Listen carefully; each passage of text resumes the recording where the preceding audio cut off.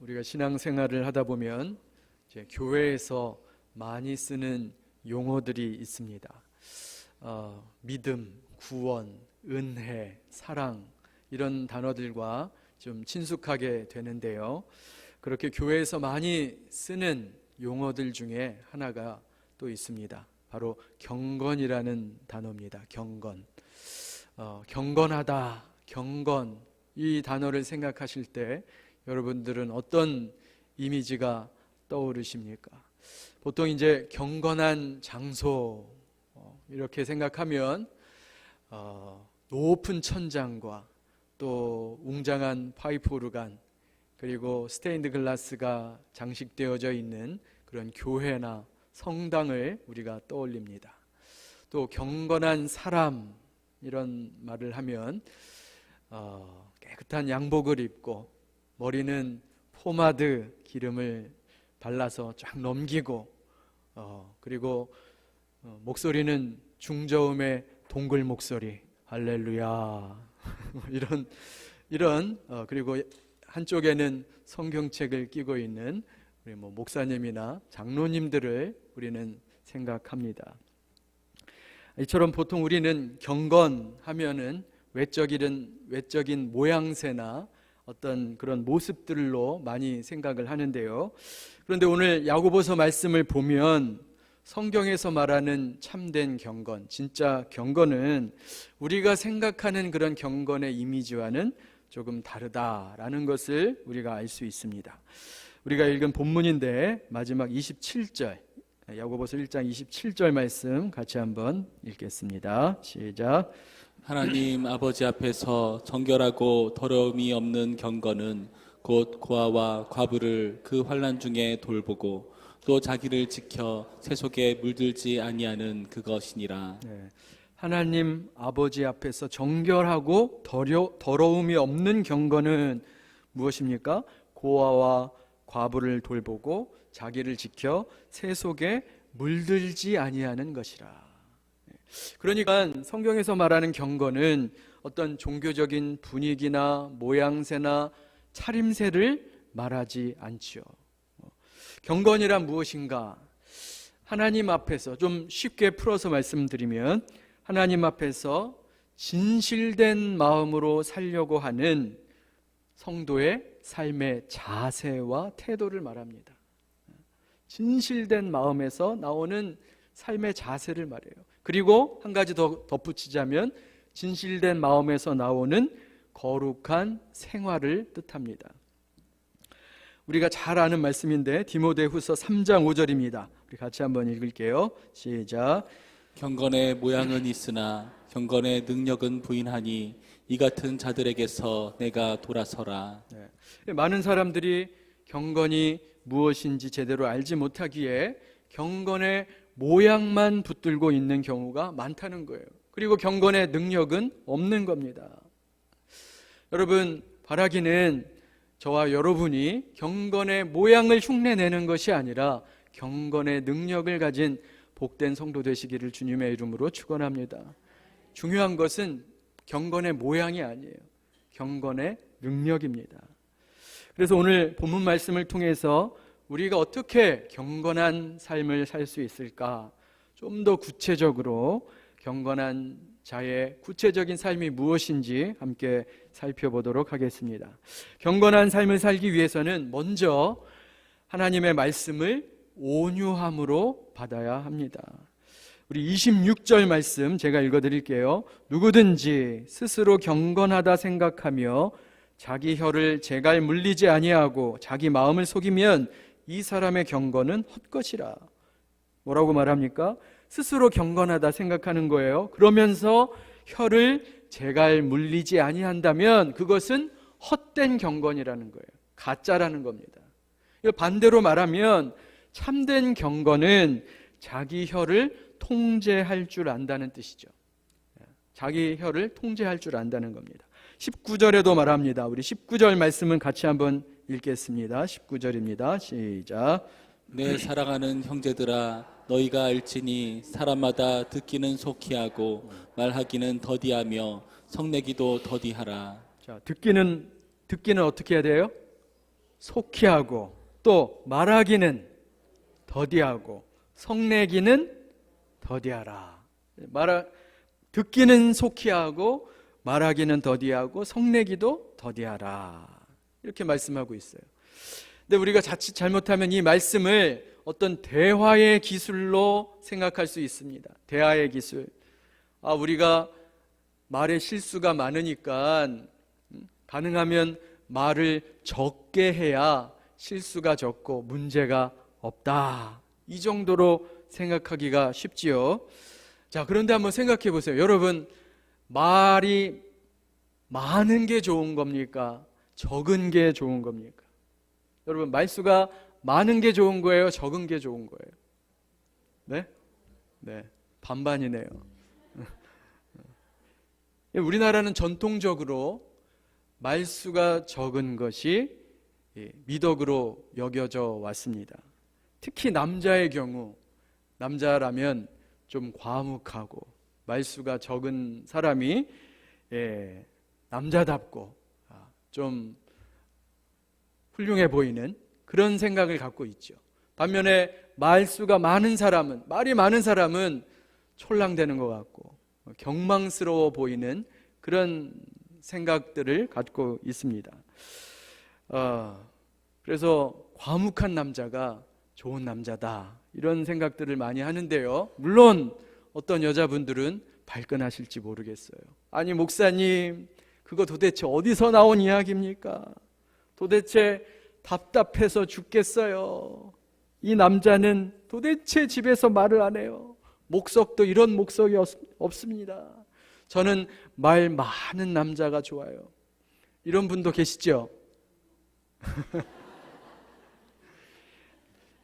근데 이제 저희 아내가 하는 소리예요.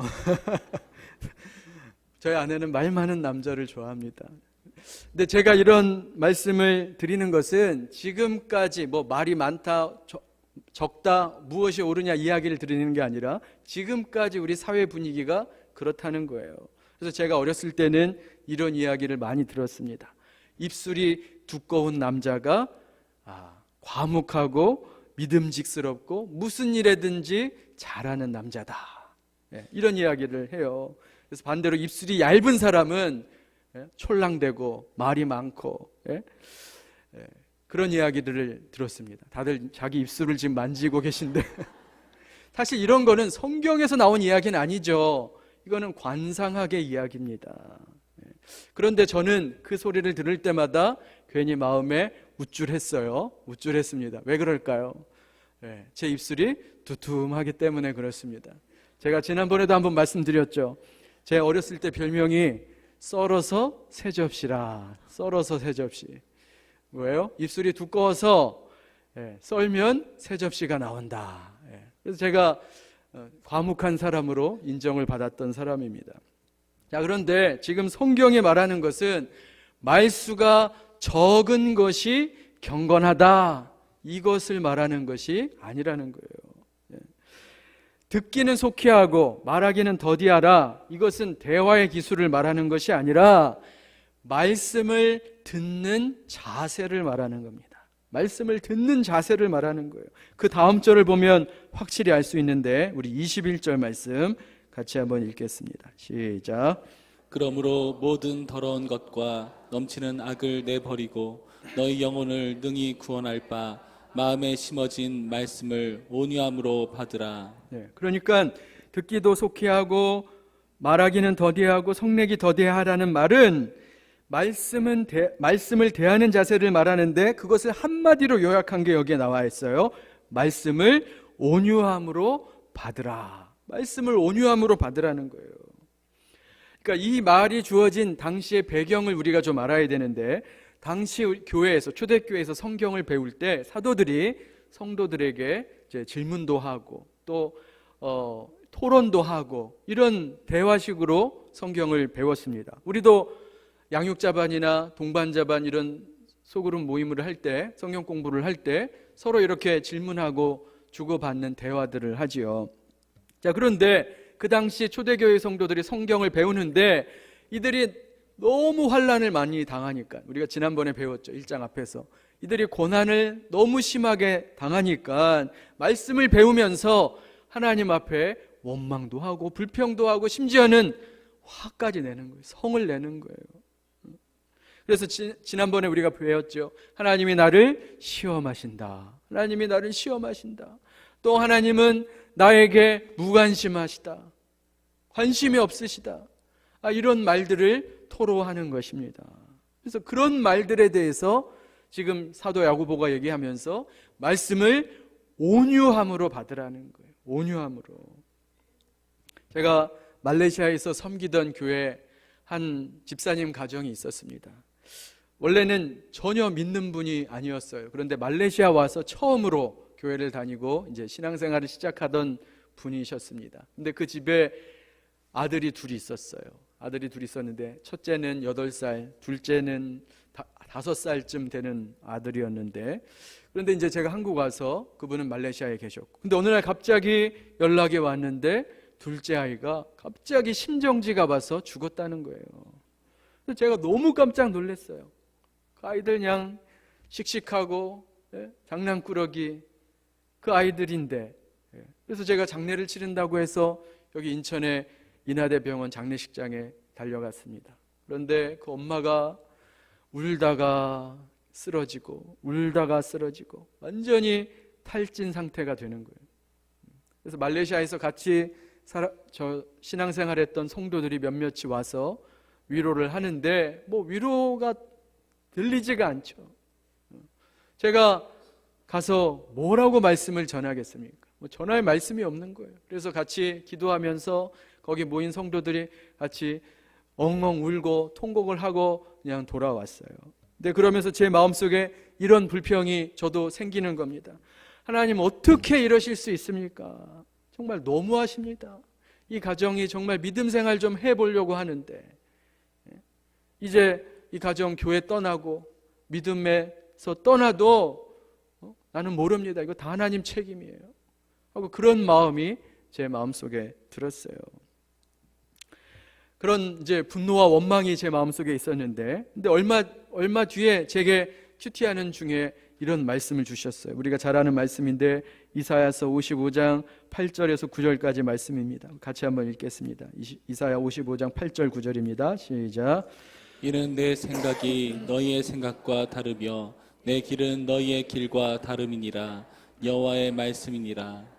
이는 하늘이 땅보다 높음같이 내 길은 너희의 길보다 높으며 내 생각은 너희의 생각보다 높음이니라. 이 말씀을 읽고 묵상하는데 제가 그때 깨달았어요. 그렇구나. 참 하나님의 크신 뜻을 내가 어떻게 이해하겠나. 여기에도 분명히 하나님의 뜻이 있을 텐데 내가 짧은 생각으로 함부로 하나님 앞에 원망하고 불평하고 나의 분노를 쏟아냈다. 이런 생각을 하게 된 겁니다. 그래서 여러분 여기 말씀이 뭐예요? 내 길은, 하나님의 길은 우리의 길보다 높으며 하나님의 생각은 우리의 생각보다 훨씬 더 크다는 거예요. 그렇기 때문에 사람이 자신의 짧은 소견으로 성내는 것이 하나님의 의를 이루지 못한다는 것입니다. 그래서 제가 회개를 했는데요, 참 감사하게도 최근에 제가 소식을 들었어요. 제 염려와는 다르게 그 가정이 너무나도 믿음 생활을 잘 이어가고 있다는 반가운 소식을 들었습니다. 그래서 최근에 얼마 전에는 안수 집사 직분까지 받았다는 거예요. 혹시 여기 계신 분들 중에 하나님께 화가 나신 분이 계십니까? 하나님한테 성이 나신 분, 원망과 불평이 계신 분이 계시다면, 그래서 하나님의 말씀이 잘 받아들이지 않는다면 오늘 이 말씀을 기억하세요. 말씀을 온유함으로 받으시기 바랍니다. 비록 어려운 고난 속에서 하나님의 말씀이 우리가 다 이해가 되지 않아요. 이 땅에 살면서 하나님의 말씀이 다 이해가 되고 받아들여지지 않을 때가 있습니다. 그렇지만 그렇다고 할지라도 하나님의 말씀에 대해서 불평하거나 원망하거나 화내지 마시기 바랍니다. 왜요? 거기에 그래도 하나님의 뜻이 있고 하나님의 계획이 있으시다는 것을 여러분 꼭 믿으시기 바랍니다. 그래서 우리는 말씀을 온유함으로 받아야 돼요. 내 감정과 화남과 분노로 성냄으로 받지 않고 온유함으로 받아야 된다는 것입니다. 두 번째로 참된 경건은 말씀을 듣지만 않고 행하는 것입니다. 우리 22절부터 25절까지 이건 교독하겠습니다. 교독. 자, 너희는 말씀을 행하는 자가 되고 듣기만 하여 자신을 속이는 자가 되지 말라. 누구든지 말씀을 듣고 행하지 아니하면 그는 거울로 자기의 생긴 얼굴을 보는 사람과 같아서 제 자신을 보고 가서 그 모습이 어떠했는지를 곧 잊어버리거니와 자유롭게 하는 온전한 율법을 들여다보고 있는 자는 듣고 잊어버리는 자가 아니요 실천하는 자니 이 사람은 그 행하는 일에 복을 받으리라. 여기 보니까 비유가 되어 있죠. 본문에 보니까 말씀을 듣기만 하고 행하지 않는 것을 어디에 비유하고 있어요? 거울로 자기의 얼굴을 보는데 보기만 하고 그 모습을 잊어버리는 사람과 같다. 이렇게 비유를 하고 있어요. 제가 쉽게 좀 예를 들어 드릴게요. 한 아가씨가 소개팅을 나갔어요. 소개팅을 나갔는데 거기서 너무 멋진 청년을 만난 겁니다. 그래서 너무 기분 좋게 데이트를 하고 대화를 나누고 설레는 마음을 갖게 됐어요. 그래서 같이 대화도 하고 밥도 같이 먹었습니다. 그 기분 좋은 마음으로 화장을 고치려고 화장실에 갔어요. 이렇게 거울을 봤는데 그 아가씨 이빨에 고춧가루가 엄청 껴 있는 겁니다. 그것도 왕건이가 끼어 있어요. 그러면 이제 봤어요. 그 아가씨가. 자, 그런데 그 거울을 보고 고춧가루를 빼지도 않고 그냥 또 남자한테로 가는 거예요. 기가 막히죠? 얼마나 어리석습니까? 여러분, 거울을 본다고 고춧가루가 저절로 빠지는 게 아니죠. 어떻게 해야 돼요? 거울을 보고 그것을 봤으면 내 손으로 그것을 빼야 하지 않습니까? 지금 그걸 얘기하는 거예요. 마찬가지로 말씀을 듣는다고 저절로 내가 변화되지 않는다는 거예요. 설교 말씀을 듣는다고 여러분들이 자동으로 새로워지는 것이 아니라는 겁니다. 여러분, 오늘날 한국교회 문제가 무엇입니까? 너무나 많은 사람들이 거울을 보기는 보는데 고춧가루를 안 뺀다는 거예요. 말씀을 듣기는 들어요. 설교를 많이 듣습니다. 얼마나 설교가 많고 여러분 넘쳐나잖아요. 듣기는 많이 듣는데 실제로 돌아서면 금방 잊어버린다는 거예요. 그리고 말씀을 듣기는 듣는데 변화되지 않는다는 겁니다. 그래서 어떤 사람들은 설교 무용론을 이야기하는 사람도 있어요.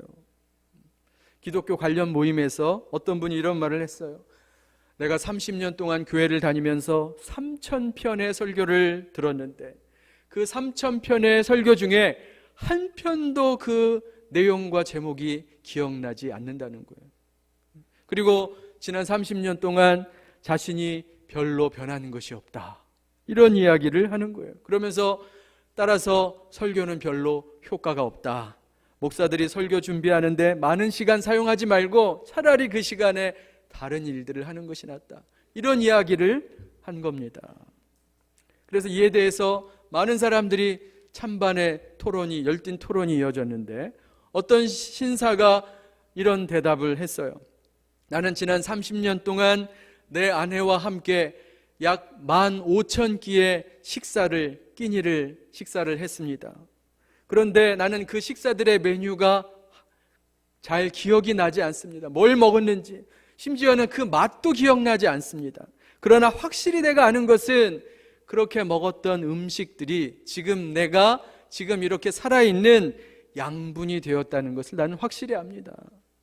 마찬가지로 나도 30년 동안 교회에서 설교를 들었지만 그 설교들을 다 기억하지는 못하지만 그것이 나의 영적인 양분이 되었다는 것을 확실히 믿습니다. 이런 이야기를 하는 거예요. 여러분들한테 한번 여쭤볼게요. 여러분, 지난주 설교 제목과 내용이 기억나세요? 지난주 설교 제목이 뭐였습니까? 김태준 목사님 설교하셨는데. 아유, 훌륭하시네요. 사실 우리가 금방 잊어버려요. 금방 잊어버립니다. 근데 어찌 보면 당연하죠. 당연합니다. 그러나 우리가 확실히 믿는 것은 뭡니까? 그렇게 잊어버리더라도 이 하나님의 말씀을 듣는 것이 내 영혼의 양분이 된다는 것을 여러분 꼭 믿으시기 바랍니다. 그래서 우리가 끊임없이 하나님의 말씀을 듣는 거예요. 그럼에도 불구하고 여전히 한 가지 우리가 잊지 말아야 할 것은, 말씀을 듣는다고, 여러분이 설교를 듣는다고 해서 저절로 여러분의 삶이 바뀌지는 않는다는 거예요. 방금 말씀드린 것처럼 설교가 여러분에게 영적 양분이 되고 여러분들이 변화될 수 있는 계기를 제공하는 것은 맞지만, 그렇다고 내가 설교를 들었다고 여러분의 삶이 저절로 변화되지는 않는다는 거예요. 우리가 잘 아는 말이 있죠. 말을 물가로 데려갈 수는 있지만 물을 억지로 마시게 할 수는 없습니다. 25절 말씀 우리 같이 한번 읽겠습니다. 25절입니다. 자, 시작. 자유롭게 하는 온전한 율법을 들여다보고 있는 자는 듣고 잊어버리는 자가 아니요 실천하는 자니 이 사람은 그 행하는 일에 복을 받으리라. 그래서 말씀을 들여다볼 뿐만 아니라, 거울을 들여다볼 뿐만 아니라, 말씀을 들을 뿐만 아니라 그것을 실천하는 자가 복이 있는 줄로 믿습니다. 여러분 복 받으셔야 되잖아요. 그러니까 말씀을 듣는 것으로 끝나시면 안 된다는 거예요. 적게라도 적용하고 실천하는 자가 복을 받으리라. 여러분, 좋은 설교가 무엇입니까? 오늘날 많은 성도들이 좋은 설교를 찾아 헤매이지요. 좋은 설교를 원해요. 위의 말씀에 비추어 본다면 설교는 마치 거울과 같다고 말씀드렸죠. 그러면 좋은 거울은 어떤 거울입니까? 어떤 거울이 좋은 거울이에요? 제가 거울을 딱 봤는데 장동건으로 보이는 거예요. 이거 좋은 거울입니까? 나쁜 거울입니까? 이상한 대답을 하시는. 예. 실제와 다르게 보인다면 그거는 나쁜 거울이죠. 좋은 거울은 있는 그대로를 보여주는 게 좋은 거울이에요. 여러분 요새 그 옷가게들 가보면 막 이렇게 길어 보이고, 예? 길어 보이는 거울들이 많더라고요. 속이는 겁니다. 여러분들을 속이는 거예요. 가장 좋은 거울은 뭐예요? 내 모습을 있는 그대로 보여주는 것이 가장 좋은 거울이죠. 설교도 마찬가지입니다. 어떤 설교가 좋은 것인가? 내가 듣기 좋은 설교, 내 가려운 것을 긁어주는 설교, 그런 게 좋은 설교가 아니에요. 우리의 죄된 모습을 있는 그대로 낱낱이 보여주는 것이 좋은 설교예요. 차라리 거울보다 엑스레이 같은 설교. 인간이 얼마나 뼛속까지 죄인인지, 그래서 우리는 소망이 없고 죽을 수밖에 없는 죄인이었는데 예수 그리스도의 사랑과 그분의 십자가 은혜로 우리가 구원받았고, 그렇기 때문에 우리의 소망은 오직 예수 그리스도 그 복음밖에 없다는 것을 전하는 것이 좋은 설교인 줄로 믿습니다. 그래서 여러분들이 잘 들으셔야 돼요. 내가 듣기 좋은 말, 나를 편하게 해주는 말, 그게 좋은 게 절대 아니에요. 여러분들의 있는 모습 그대로를 드러내는 것, 인간의 추악한 모습, 죄된 모습을 그대로 드러내는 것, 그것이 좋은 설교입니다. 여기 보면 자유롭게 하는 온전한 율법이라고 되어 있어요. 자유롭게 하는 온전한 율법, 이것은 도덕과 윤리를 말하는 게 아니에요. 착한 일을 하라는 것이 아닙니다. 예수 그리스도의 복음을 말하는 거예요. 우리를 자유롭게 하는 온전한 율법은 예수 그리스도의 복음을 말하는 겁니다. 예수 그리스도의 십자가를 말하는 거예요. 그래서 자유롭게 하는 온전한 율법을 들여본다라는 것은 예수 그리스도의 십자가 복음을 진실한 마음으로 받아들이는 것을 말하는 겁니다. 자, 그래서 예수 그리스도의 십자가 복음을 진실한 마음으로 받는 사람은 말씀을 한번 듣는 것으로 끝내지 않는다는 거예요. 그것을 가지고 부족하지만 실천하고 적용하는 삶을 살아낸다는 것입니다. 그렇죠? 이것이 도덕적인 어떤 의무와 윤리적인 그 조건이 아니라 하나님이 주신 은혜와 사랑이기 때문에 나에게 베풀어 주신 하나님의 크신 사랑과 십자가의 은혜를 생각하면 감격하고 감사해서 내가 그 받은 사랑 나뿐만 아니라 다른 사람에게 조금이라도 나눠주고 전하고 싶은 그것이 바로 여기에서 말하는 실천하는 자의 모습인 줄로 믿습니다. 여러분, 복 받으셔야죠. 하나님 하늘의 복 받으셔야죠. 복음을 듣고 잊어버리는 자가 되지 마시고 복음을 전하고 예수 십자가를 전하고 증거하는 그런 복된 성도 되시기를 주님의 이름으로 축원합니다. 이제 말씀을 맺을게요. 참된 정리를 해보면 참된 경건이란 무엇인가? 하나님의 말씀을 온유함으로 받는 사람입니다. 그리고 말씀대로 살아내고자 실천하고자 애쓰고 몸부림치는 사람이에요. 비록 우리가 100% 들은 대로 다 행할 수는 없지요. 그러나 중요한 것은 뭐예요? 진실한 마음입니다. 하나님은 우리의 진실한 마음을 원하세요. 그래서 진실한 마음으로 부족하지만 연약하지만 그래도 내가 한번 말씀대로 실천하고 순종해 보리라. 이렇게 애쓰는 그 마음을 하나님이 귀하게 여기시는 줄로 믿습니다. 그러면서 야고보 사도는 아주 구체적인 적용에 대해서 말씀하고 있어요. 여러분, 말씀을 듣고 실천하는데 중요한 것이 있어요. 적용점을 여러분 확실히 잡으셔야 돼요.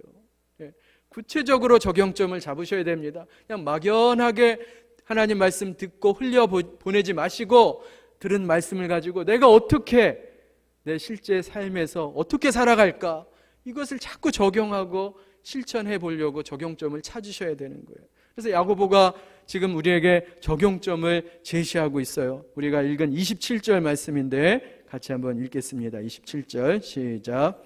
정결하고 더러움이 없는 경건은 곧 고아와 과부를 그 환난 중에 돌보고 또 자기를 새 속에 물들지 아니하는 그것이니라. 이 말씀을 오해하시면 안 됩니다. 야, 고아와 과부를 돌봐야 되는구나 하고 고아와 과부만 막 찾아다니시면 안 돼요. 여기에서 고아와 과부는 대표적인 그런 말이에요. 가난한 자, 병든 자, 소외된 자, 연약한 자, 이런 사람들을 이제 총괄해서 말하는 겁니다. 자, 여러분, 고아와 과부를 돌보라. 고아와 과부를 돌보라. 여러분 어떻게 한번 자신을 생각해 보세요. 여러분 지금 고아와 과부를 돌보고 계십니까? 한번 잘 생각해 보세요. 교회 안에서, 교회 밖에서. 잘 모르시면 쉬운 방법 알려드릴게요. 내가 지금 어떤 사람들을 만나고 있는지 생각해 보세요. 내가 만나는 사람들이 어떤 사람들인가? 교회 안에서 늘 만나기 편한 사람, 내가 그냥 편하게 대할 수 있는 사람, 성격이 맞는 사람, 오래 같이 신앙생활 했던 사람, 친숙한 사람만 혹시 만나고 계시지 않습니까? 특히 우리 교회 중직자분들 잘 생각해 보세요. 고아와 과부를 돌보고 있는가? 아니면 나는 그냥 내가 편한 사람, 같은 직분자, 오랫동안 같이 신앙생활했던 그런 사람들만 만나고 있지는 않는가?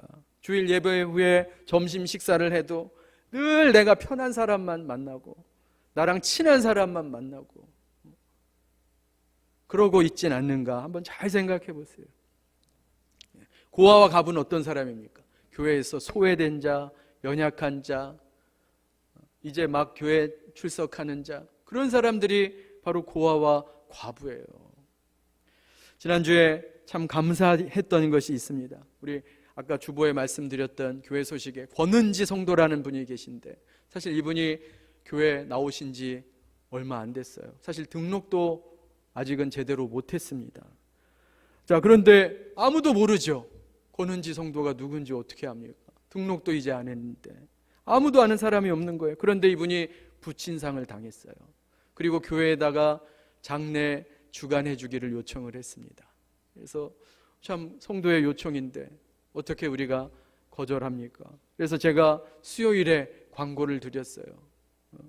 권은지 성도 아무도 모르실 텐데 예수님의 마음으로 우리 권은지 성도 장례 조문 가실 분 좀 함께 가셨으면 좋겠다, 이렇게 말씀을 드렸어요. 근데 사실은 몰라요. 누군지도 몰라요. 그런데 감사하게도 그 다음날 우리 권사님들, 집사님들 7, 8분이 같이 동참을 해주셨어요. 그리고 우리 허장 집사님은 당진에서 톡을 보내셨어요. 제가 꼭 가고 싶은데 오늘 특별한 약속이 있어서 못 가서 죄송합니다. 근데 참 은혜가 되더라고요.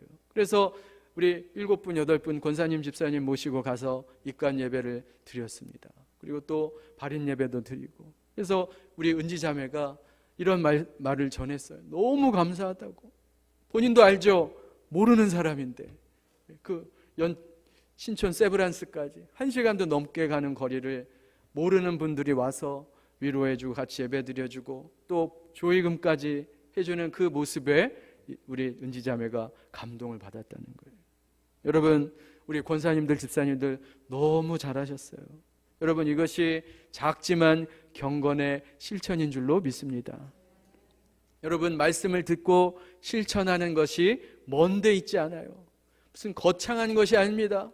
아프리카 저기 가서 선교해야만 경건을 실천하는 것이 아니에요. 내 삶의 현장에서 작은 것 하나 순종하는 것, 그것이 바로 경건의 실천입니다. 여러분, 교회 안에 고아와 과부들이 있어요. 연약한 지체들이 있습니다. 이제 처음 막 교회 나오기 시작한 우리 사람들, 또 믿음이 연약해서 오랫동안 교회 나오지 못하는 형제 자매들, 또 여러 가지 이유로 환난 당하는 자들, 그런 고아와 과부들이 있는 거예요. 그들에게 먼저 다가가고 손 내미는 것, 이것이 고아와 과부를 돌보는 경건한 자의 모습인 줄로 믿습니다.